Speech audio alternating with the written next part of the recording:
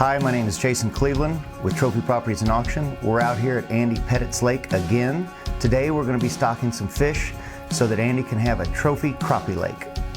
Well, we've involved Curryville Fisheries on this project, and they've been with us every step of the way, from the design of the structure that we put in the lake to the species and when we're putting them in and the aeration system.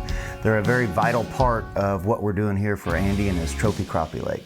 Today we're going to put in some fathead minnows, golden shiners, bluegill, red ear, and crappie.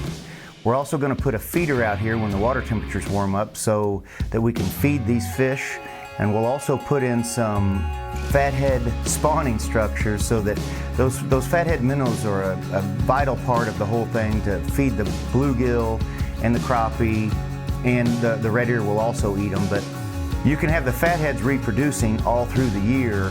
And they'll do a pretty good job until we introduce the largemouth. The largemouth tend to gorge themselves and make the fatheads disappear. So that's why we're not putting any of the largemouth in yet.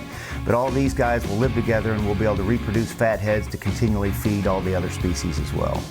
We have all different kinds of structure in this lake. There's a big winter structure for the fish to hold up on. It's the big brush pile in the middle of the lake. And then there's different kinds of structures up in shallower water for different times of the year. There's some little spiders made out of some drip irrigation pipe that hold a lot of fish in fishable water that you're not going to get snagged on, to rocks and concrete blocks, all kinds of different structure for different needs of the fish. If you're looking to buy a property that has an existing lake on it or build your own dream lake, call us at Trophy Properties. We've got the right partnerships in place to make that dream come true.